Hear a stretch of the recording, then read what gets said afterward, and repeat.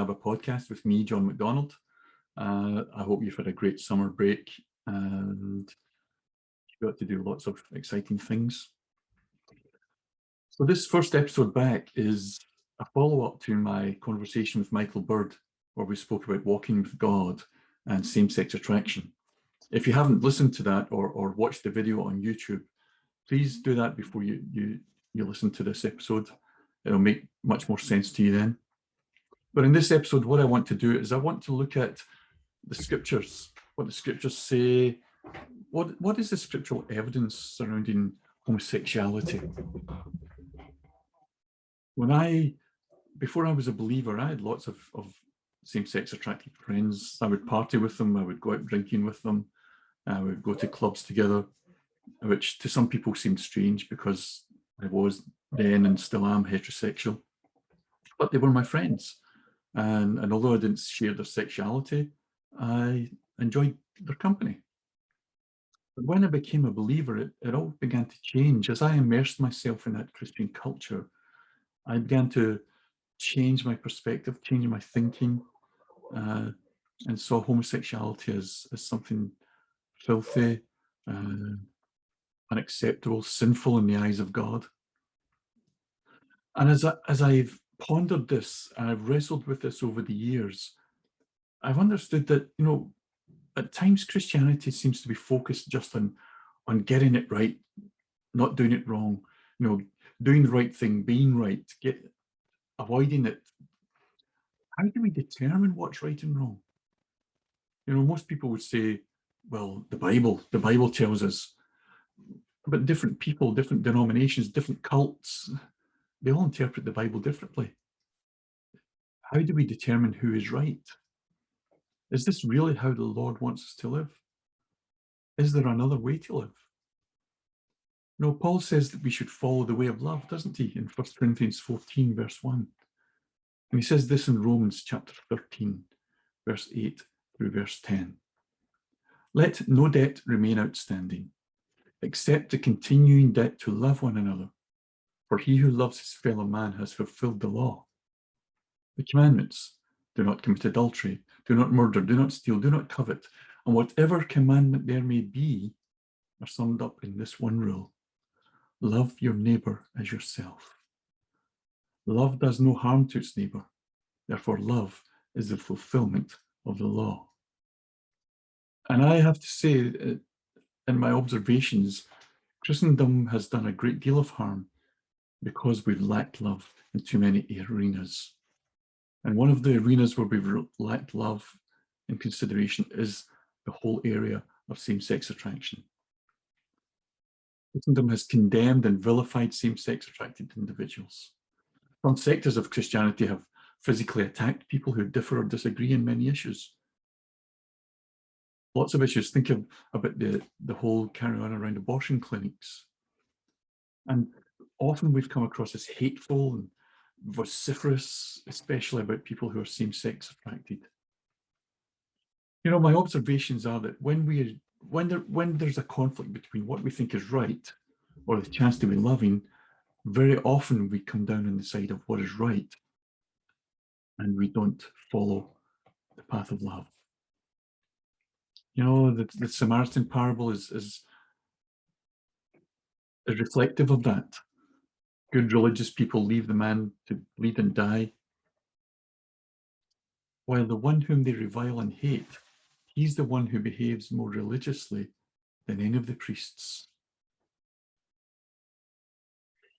And I often hear people say, no, I'm saying this in love. And usually that's a precursor to some harsh criticism or rebuke. And there's no love involved in it. Please stop using that phrase, because most of the time we are not demonstrating love. We're just trying to demonstrate our own moral superiority. And this idea of right versus wrong seems to be the default position of a lot of Christianity. And it serves as the foundation upon which we build our religion. What if we've laid the wrong foundations? What if our certainty of right and wrong is, well, what if it's wrong? It would mean that much of what we built is not truly rooted in God, but it's rooted in a misunderstanding of who God is. That's quite scary. You know, the Apostle Paul in Ephesians chapter 3, he speaks about being rooted and established in love, not in doctrine or theology or our shades of right and wrong, good and bad. Love is the foundation. Love is the foundation for theology, for doctrine, for Christian behavior, and it should be the foundation for church policies and outreach and ministry.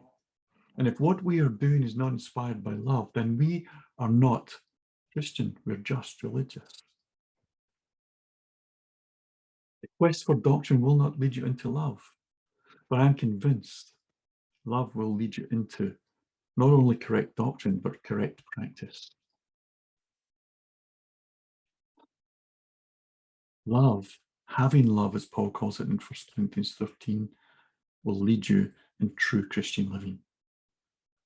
Learning how to behave properly, that's not Christianity. You know, trying to get correct doctrine to enforce correct behavior, that's not Christianity. Jesus said the law was created to serve man, not man to serve the law. You see, Jesus' priorities, when you read the Gospels, his priorities were people, to love them, to be compassionate to them. He preached and practiced inclusivism. He did not exclude anyone. All were welcome. Think about it. When he's walking through the crowd and everyone is pressing around him, he says, "Who touched me? Power has gone out from me." And the woman comes forward and she confesses that she's been unclean. She's been bleeding for years. Now, her touch has made Jesus unclean, according to Jewish religion. But Jesus does not rebuke her for that. He speaks kindly to her. And as far as we know in the story, he does not carry out the ritual necessary for becoming clean again. And when the centurion comes to Jesus on behalf of his servant in Matthew 8, or when the Syrophoenician woman comes on behalf of her daughter in Mark 7, Jesus agrees to help them. And they're not even Jews. He doesn't lecture them. He doesn't make sure they're religiously correct. He doesn't get them to pray a prayer to convert them. He just meets their need where they are. As we mentioned earlier, the parable of the Good Samaritan in Luke 10. This just reveals that how Jesus puts emphasis on orthopraxis. He didn't just believe the right things, but he practiced the right things, if you like. I don't like using that word, right and wrong, but he practiced his beliefs, and it flowed out in compassion and concern, not in judgment and criticism.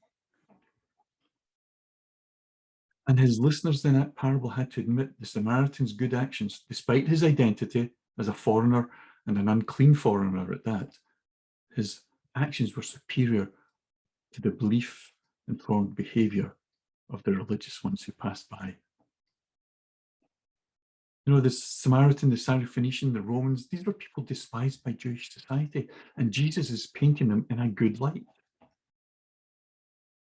While others may tell stories to criticize them, to put them down, to ostracize and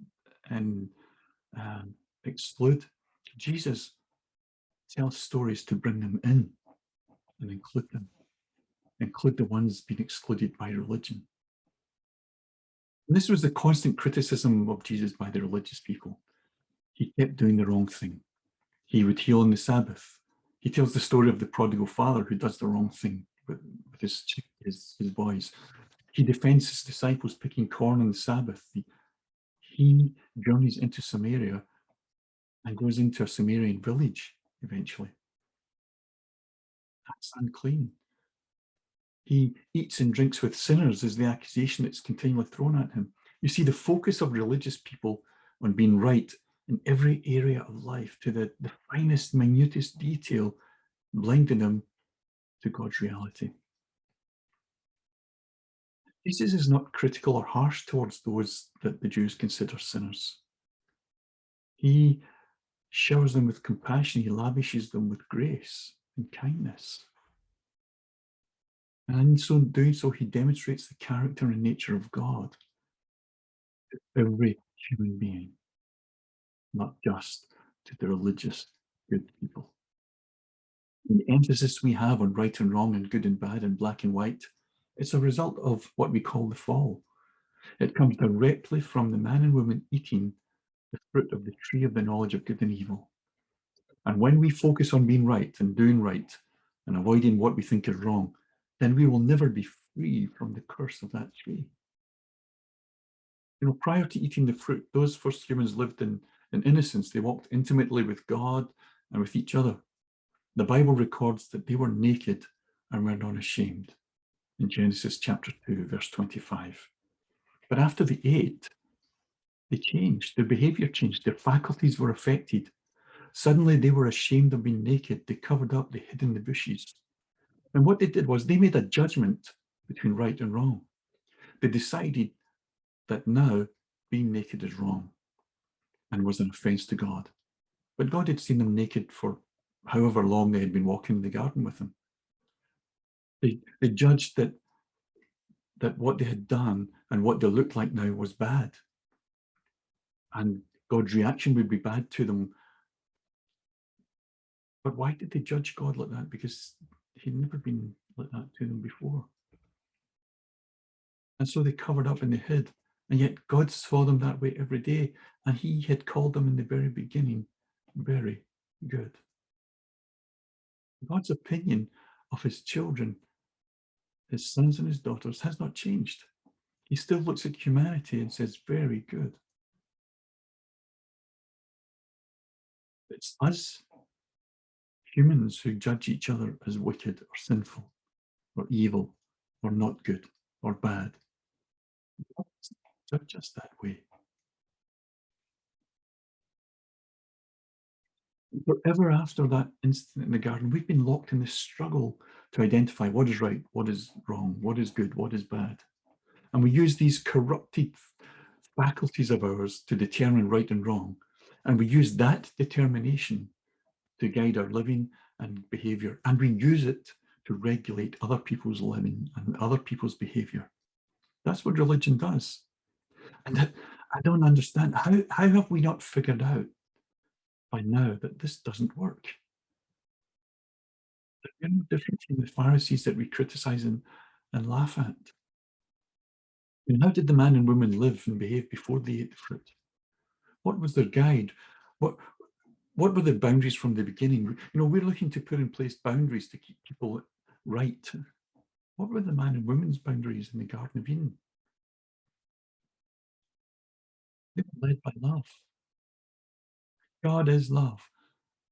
And he filled the garden with his presence and guided them in their living. The boundary was love, which changed when they ate the fruit. See, God is love. God is not correct doctrine. You know, the reality is we cannot understand God. But for centuries, millennia even, that's what we've been trying to do. We've been trying to understand God, but God is mystery. God is mystery. His being is unfathomable. We can only know what is revealed to us. But we're not content with what's been revealed. We want more. We want to discover more. And so we have all of these fantastical myth-like ideas of who he is, what he's like, how he deals with people.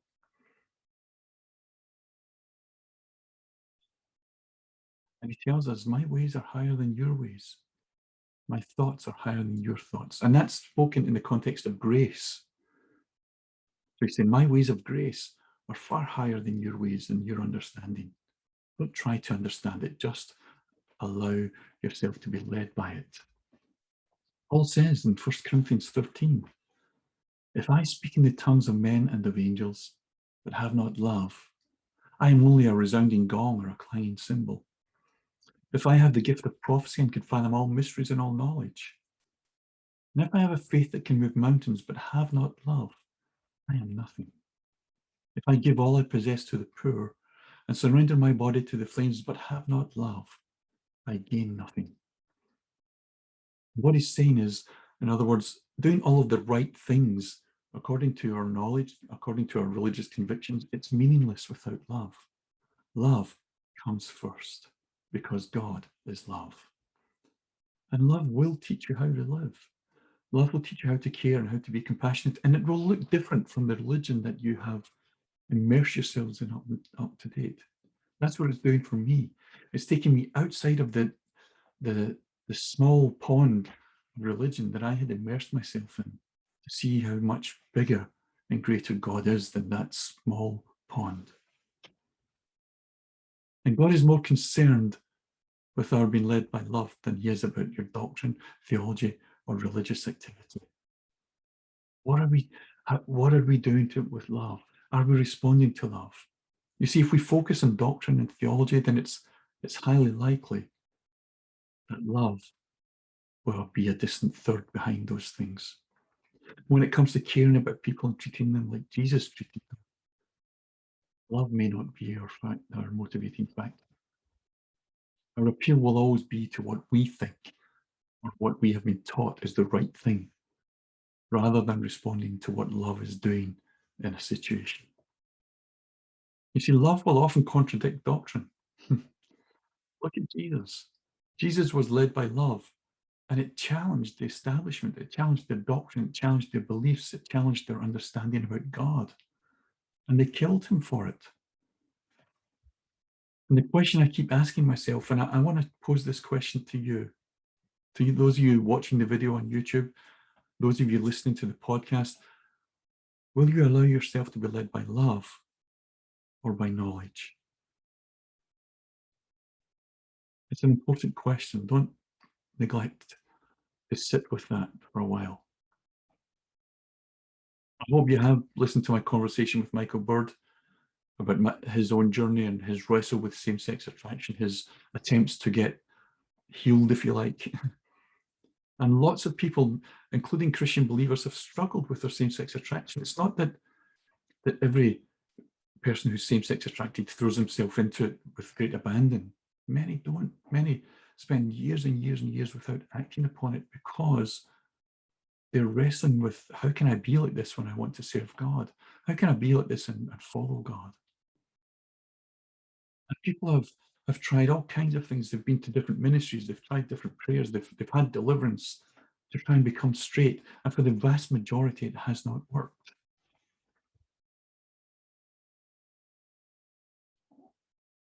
So maybe there's something wrong with our ministry to same-sex attracted people. And even those for whom it appears to have worked, they're still careful around scenarios, around circumstances, because they know that they have not received a miracle cure and they can still be tempted with that old way of life.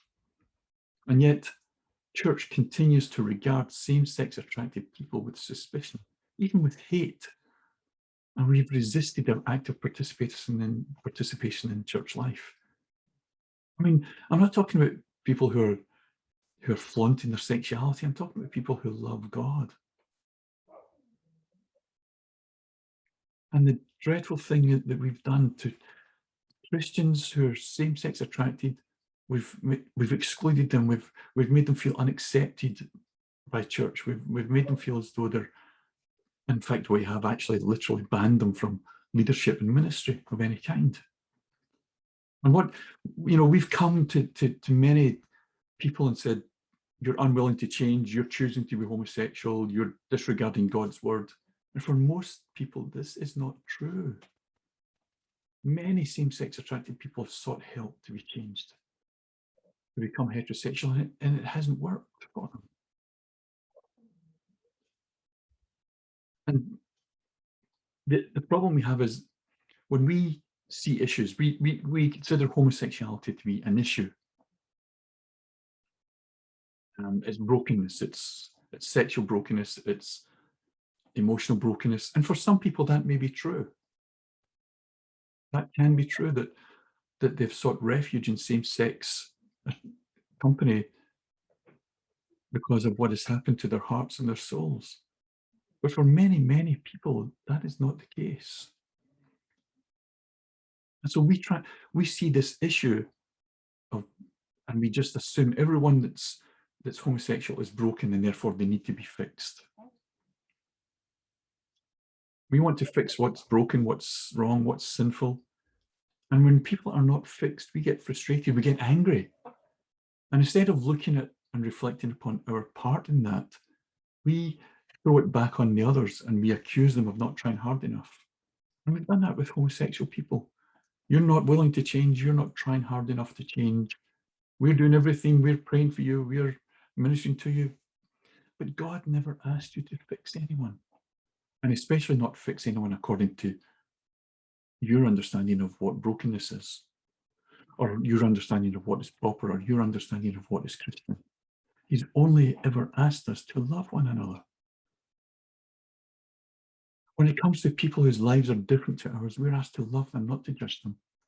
And we're not asked to change them. Change is something that's in the hands of God. We can't change anyone. It's God who changes people.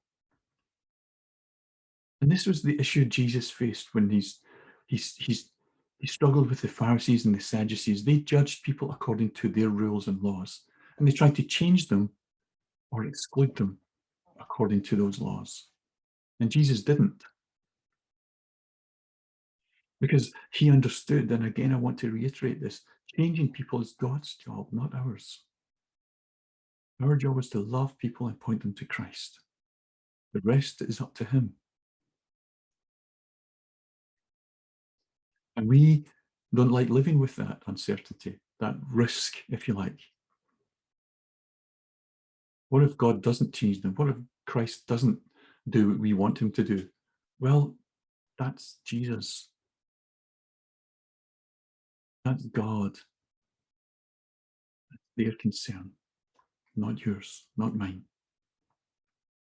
Our job is to love people, point them to Christ, and let Christ do the rest. That's what Jesus is saying when he says to the disciples in John 13. In verse 34 and 35, he says to them, "A new command I give you, love one another. As I have loved you, so you must love one another. By this, all men will know you are my disciples, if you love one another." If we want to be true witnesses for God, love people. Because love was Jesus' priority, and it still is. And he's saying, they will know you're followers of me by the way you love. Not by the way you have correct doctrine, not by the way you judge or criticize, but by the way you love.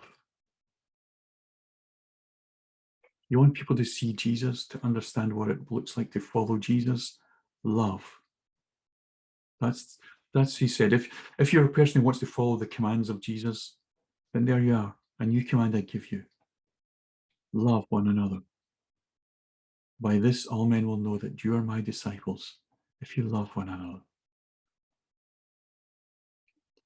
And our thoughts on same-sex attraction are really informed by poorly translated and poorly interpreted Bible verses. Let's have a look at some of those. We'll start in the Old Testament. And, you know, in some circles, homosexual men are regarded or referred to as sodomites, because people say that Sodom was destroyed because of homosexuality, but they weren't. They were wicked men, but we're going to go on and look at why they were destroyed. Look at what it says in Genesis 19 about the people of Sodom, and note that homosexuality is not mentioned. Genesis chapter 19, verse 4 and 5 says this. Before they lay down, that's the visitors in Lot's house, the men of the city, the men of Sodom, both young and old, all the people to the last man surrounded the house. And they called to Lot, "Where are the men who came to you tonight? Bring them out to us that we may know them." Now, Lot offers them his daughters instead, which is strange. If they're homosexual, why would you offer them women? They're not interested. Are we being encouraged to believe that the whole town was gay or bisexual? Understand the culture. This was not about a bunch of gay men raping someone. One, rape is often used as a weapon, even today in wars. Straight soldiers, heterosexual soldiers will rape men as well as women. It's a weapon because rape is always about power. It's never about sex. We see a similar story in Judges 19, verse 22, in the city of Gibeah. It says, as they were making their hearts merry, behold, the men of the city, worthless fellows, surrounded the house, beating on the door. They said to the old man, master of the house, bring out the man who came to your house, that we may know him. And what he does instead is he gives them one of his concubines. They rape her and abuse her all night until morning. She dies. So it's not gayness that motivated them, because they were satisfied to rape a woman instead. See, what motivated them was the prospect of doing harm to outsiders. Their sin was lack of hospitality. In both stories, in Genesis, the attackers who are presented as male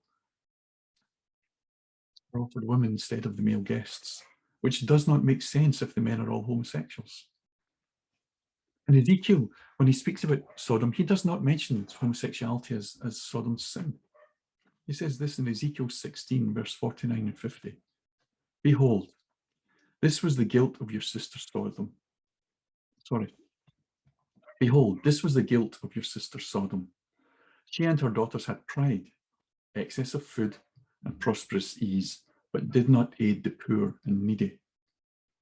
Isaiah echoes that. In Isaiah chapter 1, verse 10 through verse 17, this is what Isaiah writes. Listen to the law of our God, you people of Gomorrah. The multitude of your sacrifices, what are they to me? Says the Lord. I have more than enough burnt offerings of rams and the fat of fattened animals. I have no pleasure in the blood of bulls and lambs and goats. Stop doing wrong. Learn to do right. Seek justice. Encourage the oppressed. Defend the cause of the fatherless. Plead the case of the widow. You read that whole passage, it includes Sodom in there as well. Surely, if homosexuality was Sodom's sin, at least one of the prophets would have mentioned it. We have two major prophets who make no mention of homosexuality as the reason for Sodom's destruction or the reason for coming under God's displeasure. Instead, what they're condemned for is their lack of hospitality, their lack of social justice, and their disregard the care of strangers. So really, Sodomites are not homosexuals. They're people who don't give hospitality. They're people who don't love, who don't care for strangers, who don't give out of their abundance to look after the needs of others. That's what a sodomite really is. And in the Old Testament, homosexuality is condemned because it specifically is connected to the religious practices of the pagan nations. God continually tells Israel they're not to be just like any other nation. They're God's nation. They should demonstrate his character, his nature, as the followers of the pagan gods demonstrate their God's character and nature. Listen to this in Leviticus 18. Verse 1 through 5. I am the Lord your God. You shall not do as they do in the land of Egypt where you lived, and you shall not do as they do in the land of Canaan to which I am bringing you. You shall not walk in their statutes. You shall follow my rules and keep my statutes and walk in them. When we read the passages of Leviticus chapter 18 through chapter 20, all the prohibitions, this is the context we need to understand them in. They're in the context of not doing as the other gods' followers do, because their practices are linked to paganism and false worship. And it's only when we understand these three chapters in that context that we'll make sense of the prohibitions. They are being prohibited because they're specifically associated with Egyptian and Canaanite religion and practice. One of these prohibitions is found in Leviticus 18, verse 22. And a lot of the opposition to same-sex attraction is staked around this verse. This is what it says. You shall not lie with a male as with a woman. It is an abomination. So male on male sex was called abomination. And when you just take that at face value in our English translations, it appears that God is condemning same-sex attraction. And the Hebrew word that's used here in Leviticus 18 for abomination is toeba. And it's always related to idolatry and idolatrous customs and idolatrous items like the golden calf. Strong's dictionary says that toeba means something disgusting, especially idolatry or an idol, or a custom or a thing. And when you read on in Leviticus 18, God explains the reason Israel should not do these things is because it's how the pagan nations behave. Listen to the writer of 1 Kings, chapter 14, verse 23 and verse 24.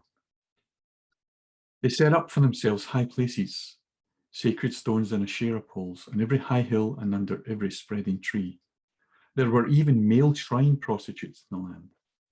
The people engaged in all the detestable practices of the nations the Lord had driven out before the Israelites. And this word detestable again is toeba. And we see it connected to idolatry, to religious male prostitution. And this is under the reign of Rehoboam.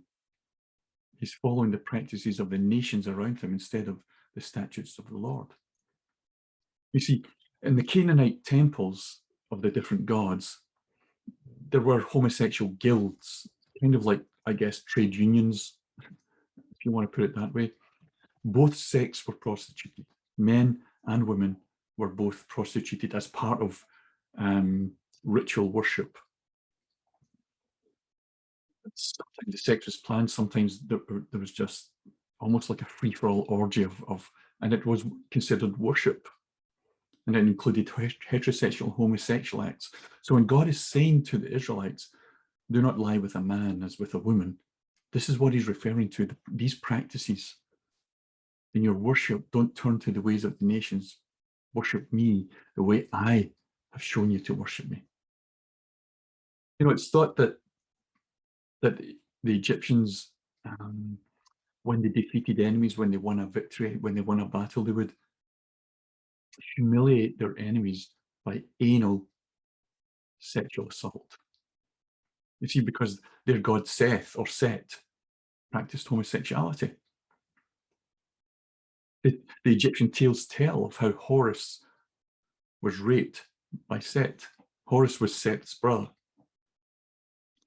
And this led to the Egyptians understanding Horus as the inferior god. But Set also has homosexual relationships with other gods and humans. So the Egyptians followed the practice of their God. And God is saying to Israel, Yahweh is saying, do not do as the Egyptians did. Don't practice your worship. Don't practice faith that way. The picture we have here is one of dominance and power. It's nothing to do with affection and love. It's dominance and power, and the gods set the tone, the moral tone, especially for their subjects' behavior and practices. The gods did this, therefore the Egyptians practiced it. Now, perhaps they just wanted to practice it and they set up a god who did the same thing. Either way, it's the tone of the nation. And Set's rape of Horus, Baal, whom Israel are continually being condemned for following, he rapes Anat. So he's setting a moral tone for the Canaanites and their religions and their lives. So God is saying to the Israelites, don't do as the Egyptians did, don't do as the Canaanites did, don't follow their religious sexual practices, because they're offensive to me, they're horrid, they're disgusting. Because in Canaan, attending the temple and having sex with the male priest or the female priest or the female prostitute, male prostitute, it was considered the same as having sex with the gods themselves. And so this practice, homosexual sex or heterosexual sex, was seen as a religious experience and therefore a good thing. And God is saying, don't do it the way they do it. This is not religious worship. So when he's condemning male and male sex, he's not condemning homosexual, lifelong monogamous partners. He's condemning pagan worship being brought into the house of God. And one of the New Testament verses that's used to bolster the argument against same-sex attracted people in Paul's writings is in 1 Corinthians chapter 6, verse 9. Paul writes this, "Do you not know that the wicked will not inherit the kingdom of God? Do not be deceived. Neither sexually immoral, nor idolaters, nor adulterers, nor male prostitutes, nor homosexual offenders." And the word Paul uses for sexually immoral is pornos, which we get pornography from. But this word pornos is specifically related to male temple prostitution. It's also seen in a trafficking sense, where it's slavery. So you have the idea of these male prostitutes who may be slaves and are without choice in the matter. So essentially, they're being raped in the name of gods. So that's the idea that's included in this sexually immoral. And so when it says non-male prostitutes, that's not actually in the original Greek. So the idea of male prostitutes is contained within sexually immoral and homosexual. Now, when it comes to the word homosexual, Paul uses the word malakos. And looking it up, Strong's dictionary says that it's a word that's they're not quite certain what it means, but it's used often in the sense of soft or fine. So in Matthew 11 and Luke 7:25, when it talks about the clothing worn in king's palaces, it speaks about fine clothing, then the word that's used there in Matthew and Luke is malakos. Strong says that it's figuratively a catamite. And a catamite, they describe, means a young boy who was kept for the purpose of homosexual relations with a man. It also relates to a male who submits his body to unnatural lewdness as a male prostitute. In ancient Greece and in Rome, a catamite was a boy who had not yet reached puberty. So Strong's is saying that this description of homosexuality is relating to boys who have not even yet reached puberty, catamites. Because in Greek culture and in Roman culture, a catamite was a prepubescent boy who was the intimate companion of a youth, usually in a pederastic relationship. Pederasty is just another word for paedophilia. And very often it was against the young boy's will. You know, can you imagine the effects of, as a prepubescent boy, being penetrated by an older male? The trauma of that, what that would have done to a young boy. And art from the period shows the fear of young boys being sexually molested by men. It shows them frozen in fear. It shows them running away from them. And so when Paul's speaking about homosexuality and sexually immoral in those passages, he's speaking about paedophilia. He's speaking about male temple prostitution, not same-sex attraction. And we've created these beliefs that condemn and demonize same-sex attracted people. And we've done it because we don't comprehend the cultural and religious background of the Old Testament and the New Testament writings. And we formed a limited understanding of what the Bible is really saying. And in the process, we apply our own prejudice.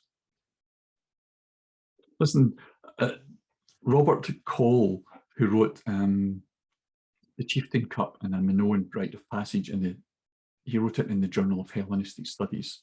He said this: "Some scholars think Greek pederasty had its origins in initiation rituals, particularly rites of passage on Crete, where it was associated with entrance into military life and the religion of Zeus. So again, here we have this pagan religion practice being forbidden in God's people, rather than just saying, if you're same-sex attracted, you're condemned.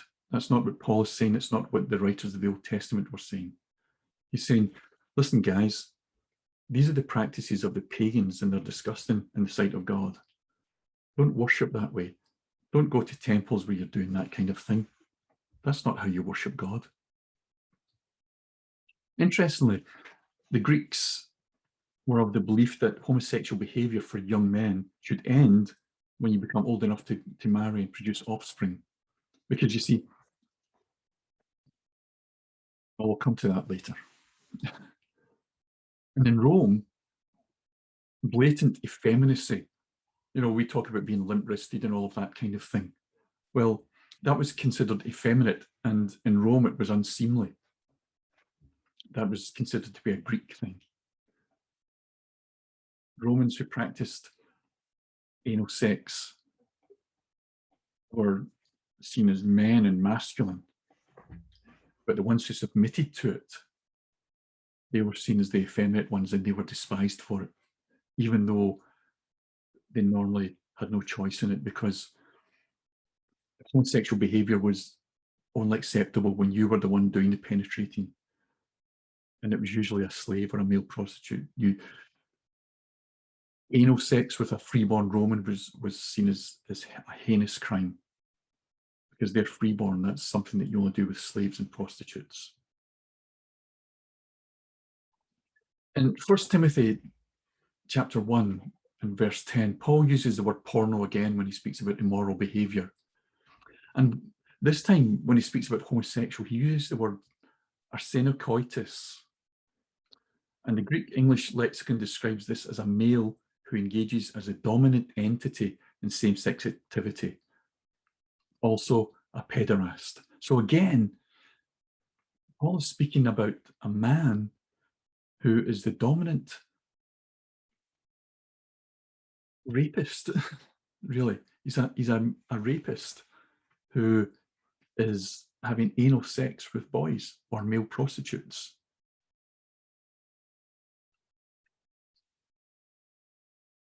So is it possible that people have come out of that lifestyle of paganism, they've come to Jesus, but they're still practicing this within Christianity?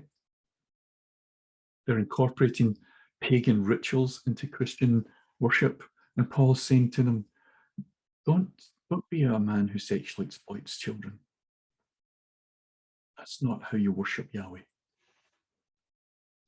mean, this was a common Greek practice. Israel had been Hellenized with most of the surrounding nations. During those 400 years between Malachi and Matthew, the Greeks took over the known world.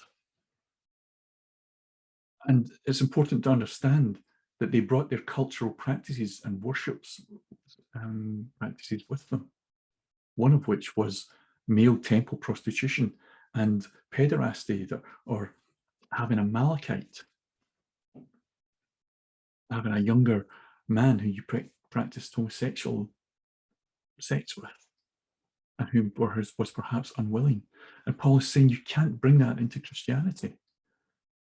And so the prohibition he speaks about homosexual behaviors, he's speaking about culture and religion being imported from somewhere else and being foreign to the worship of God. It's important also to understand the beliefs in the first century. So if you read the writer Philo of Alexandria, he and others believed that male sperm was a limited supply. It's like you didn't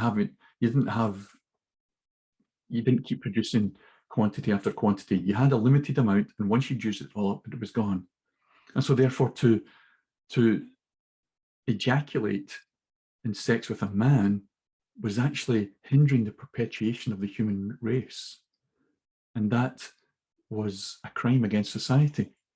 So that kind of homosexual life was frowned upon, not because homosexuality was necessarily wrong in their thinking, but because you were wasting the seed that could impregnate a woman,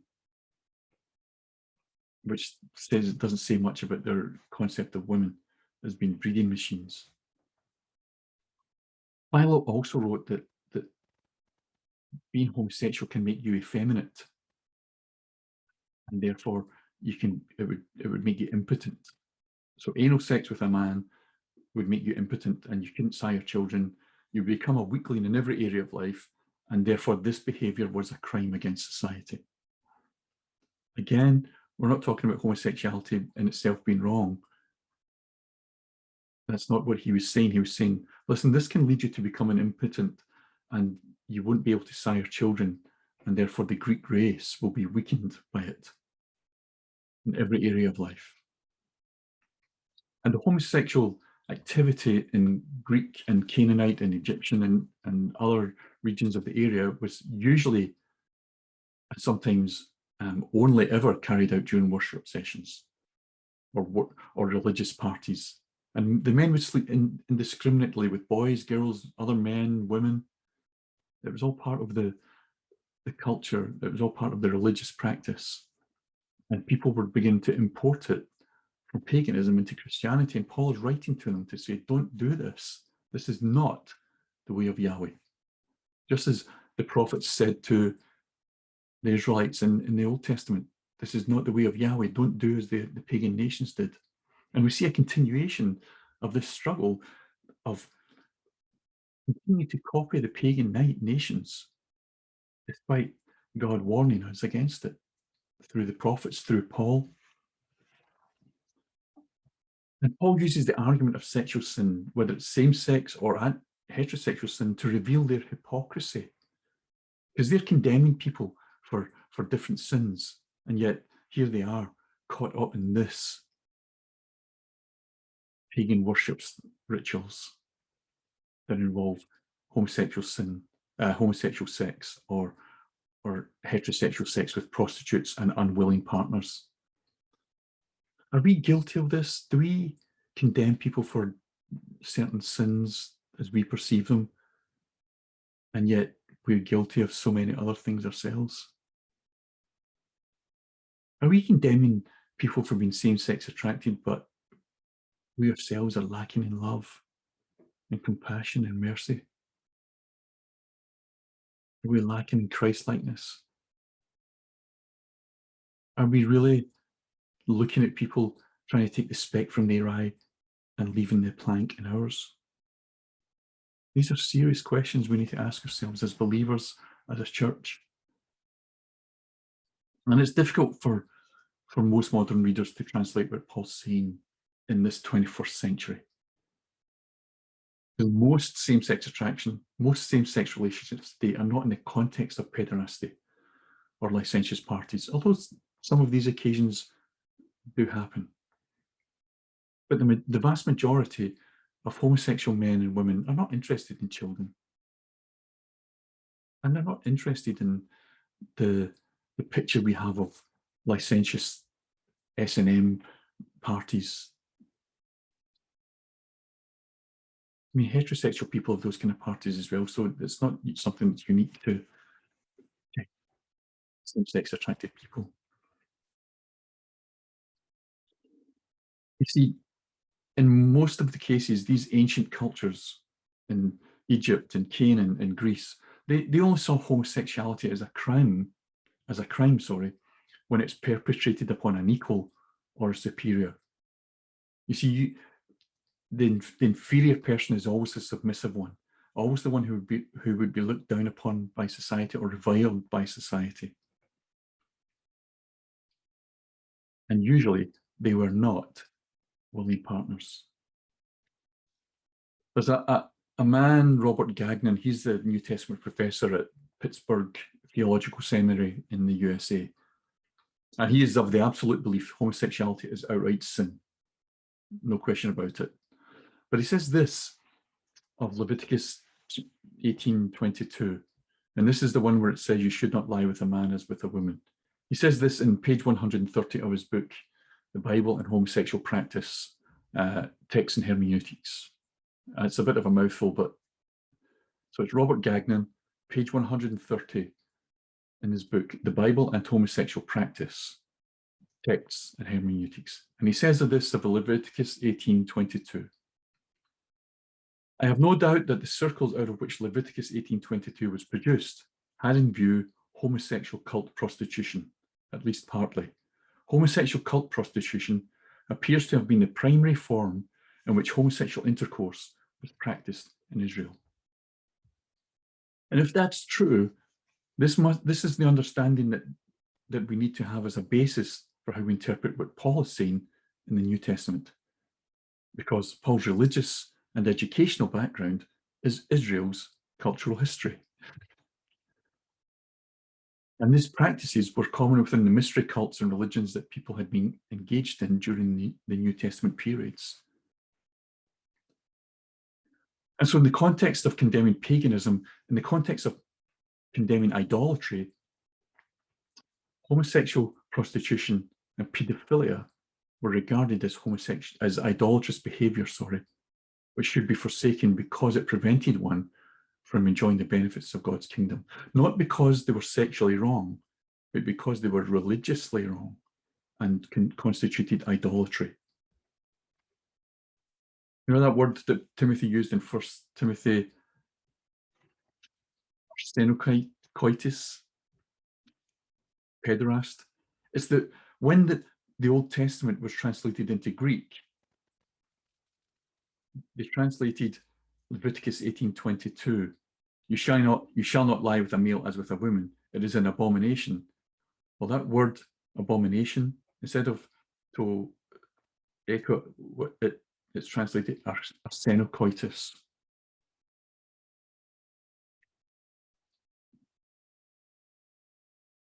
So he says in Romans, Paul writes in Romans, chapter 1, verse 18 through 32. And this little passage, he says this in the middle of it. The wrath of God has been revealed from heaven against all the godlessness and wickedness of men who suppress the truth by their wickedness.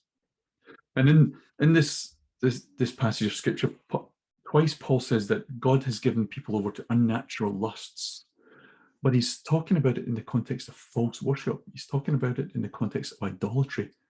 And he seems to be referring to specific people or groups of people, not just anybody, because he uses the word they rather than you or us for all human race. He says, they know the truth, yet they abandoned it for unnatural lusts. I wonder if he's casting his mind back to the golden calf incident, because I believe they probably were having an orgy of sorts around the golden calf. They suppressed the truth for unnatural lusts. And I don't even think he means sexual lust. I think he just means lusting after that culture, that lifestyle. He's speaking about people who deliberately suppress the truth in order to indulge themselves in gross experiences of the flesh under the guise of religion. That's the crucial point. It's doing it under the guise of religious worship. You contrast that with Paul's own experience. You know, he writes in 1 Timothy 1, even though I was once a blasphemer and a persecutor and a violent man, I was shown mercy because I acted in ignorance and unbelief. See, there's a difference between Paul, who was suppressing the truth through murder and violence. He says, but I did it in ignorance and unbelief. Whereas in Romans passage, he's saying they know the truth, but they suppressed it in order to indulge themselves. That's the difference between Paul and others. The difference between ignorance and awareness. He blasphemes in ignorance. They blaspheme deliberately and intentionally. And when we read the scriptures, it's so important to consider the context. The letters that we read, they're all written by specific people in a specific time period with specific issues. And we need to know the background of the time, of the writer, the issues, as much as we can, to understand what the Bible is really saying to our generation, to our circumstances. We can't just put our religious understanding or 21st understanding into a first century mind. And I believe this is true of the passages that refer to same-sex relationships. The first rule for believers is love the Lord your God with all your heart and all your soul and all your strength. And the second is like it. Love your neighbor as yourself. That includes same-sex attracted neighbors. That includes Muslims. That includes Buddhists, Nazis even. You know, there's no conclusive evidence from these passages that God condemns same-sex relationships and a loving monogamous situation. And that may really offend you, but I'm reading the scriptures, I'm studying them, I'm looking at what the words are saying, what the passages are saying, the context that they're in, and I cannot see monogamous same-sex relationships being condemned by God. However, neither do I see any evidence that God is advocating monogamous same-sex relationships between consenting adults. I don't see him saying, don't do this idolatrous stuff, but you can do it in a religious, in a loving relationship where both are consenting. It seems that God is quiet on that issue. Perhaps God's not as concerned with it as we are. Perhaps God doesn't get worked up about it the same way we do. You know, people like the Westboro Baptists, they're extremists in how they put those views across, but actually the Christian church is just a watered down version of the Westboro Baptist people when it comes to homosexuality. But God doesn't get worked up by it. When the Bible appears to be silent about something, in this case, same-sex relationships and a monogamous relationship between two consenting adults, when the Bible is silent about something like that, we should be very wary about applying our own standards. And we should focus instead on just loving our neighbours, straight or gay, and leave the rest up to God. That, I think, is Christianity. Love your neighbour and let God do the rest. I hope this has been helpful for you. I know this is not an extensive study, but I wanted to present to you some follow-up from my conversation with Michael and where my studies have been at. If you want to know more, go and look at this issue for yourself, not just from the perspective of condemning homosexuality, but read the stories of believers who are same-sex attracted, some of whom have not acted on it, some of whom are in committed relationships. See what the Lord says to you about it. Bless you. Thank you for listening. Thank you for tuning in. Next episode, will be a conversation I had with Timo Hack, who once was leading the School of Ministry in a church in Sale, Manchester in England, now relocated to Germany and ministering there as a pastor to Passion Group. And we'll hear from him in our next episode. Very well. God bless. Lots of love. Bye-bye.